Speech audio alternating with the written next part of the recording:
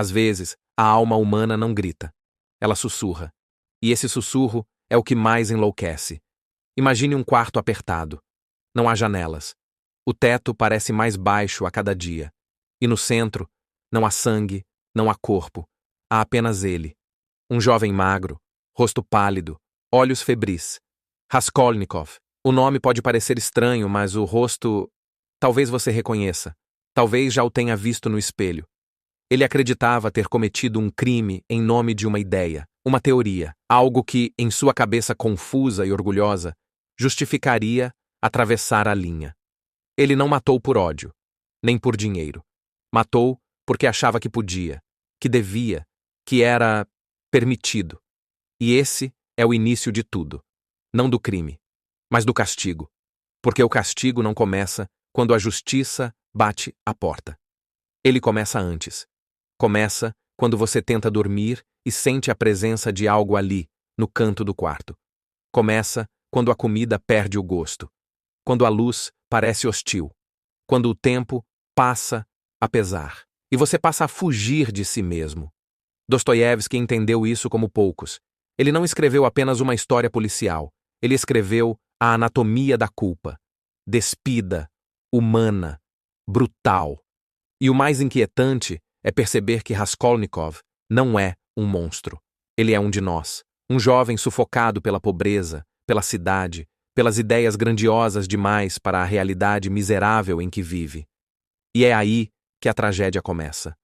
Não quando ele mata a velha agiota, mas quando ele acredita, por um instante, que pode fazer isso sem que a alma proteste. Mas a alma protesta, sempre. Você já sentiu culpa sem que ninguém soubesse o que você fez? Já tentou racionalizar um erro, ensaiando argumentos dentro da cabeça, como se estivesse num tribunal invisível? Já tentou provar a si mesmo que o que fez foi por um bem maior? Então você já conheceu o inferno de Raskolnikov. Porque o que Dostoiévski mostra, com crueza quase insuportável, é que não existe crime perfeito. Não porque a polícia é infalível, mas porque a mente não perdoa. Ela persegue, ela repete, ela reencena e ela cobra. Durante boa parte do livro, Raskolnikov caminha como um fantasma. Ele anda pelas ruas de São Petersburgo como se estivesse sendo devorado de dentro para fora. Suado, febril, oscilando entre arrogância e desespero. Tentando convencer os outros e a si mesmo de que ele tinha razão. Mas a verdade é que algo nele morreu junto com a velha. E o que resta é uma carcaça tentando parecer viva. E então surge Sônia, a figura mais improvável de redenção. Uma jovem prostituta, mergulhada, em desespero, mas que carrega uma chama, frágil, mas constante. Ela não é perfeita, não é salvadora no sentido romantizado, mas ela ouve, ela vê, e ela insiste. Sônia representa algo que Raskolnikov perdeu, a humildade diante da dor alheia. O senso de que, mesmo na lama, ainda há espaço para amor, para perdão, para uma lágrima que não seja só desespero. Ela não o julga. E talvez por isso, ele finalmente começa a ouvir. E então, algo muda. Não de repente. Não como nos filmes, mas como na vida real. Devagar, entre recaídas, acessos de raiva, negação. Mas muda, porque ele percebe que sua grande teoria era apenas uma armadura, um disfarce, uma tentativa desesperada de não parecer pequeno diante de um mundo que o humilhava todos os dias. E é aqui que Crime e Castigo deixa de ser um livro sobre um assassinato e passa a ser um espelho. Porque todos nós já usamos essas armaduras. Todos nós já quisemos nos sentir acima, melhores, diferentes. E todos nós, cedo ou tarde, descobrimos que a alma humana tem contas a acertar. Sempre tem.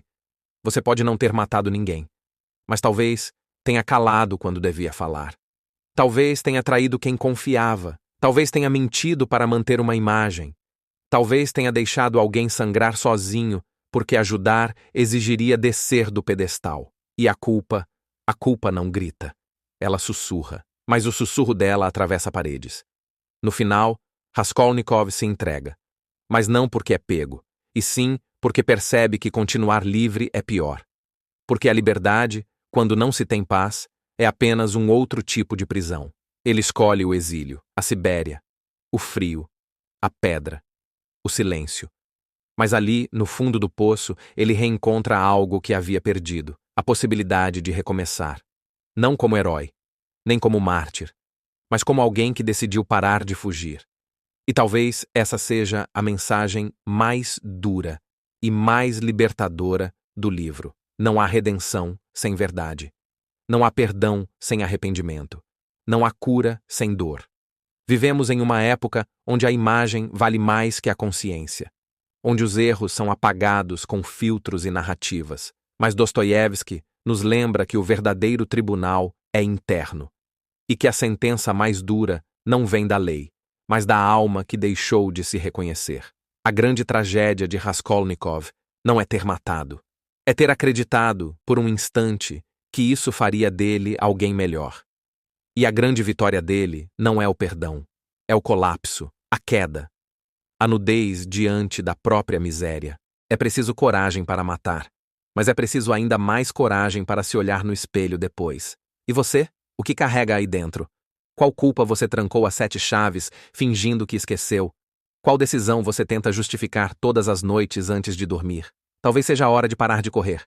Talvez seja a hora de escutar o sussurro. Porque ele não vai embora. Ele apenas muda de forma. Às vezes vira insônia. Às vezes se disfarça de irritação, de cinismo, de cansaço. Mas está lá, esperando. Sempre esperando. Crime e Castigo não é apenas um livro. É um espelho. E a pergunta que ele deixa é simples, mas incômoda. Você suportaria viver consigo mesmo se ninguém mais estivesse olhando? Se você curtiu o vídeo, não esquece de deixar o like, se inscrever no canal e ativar o sininho para não perder os próximos.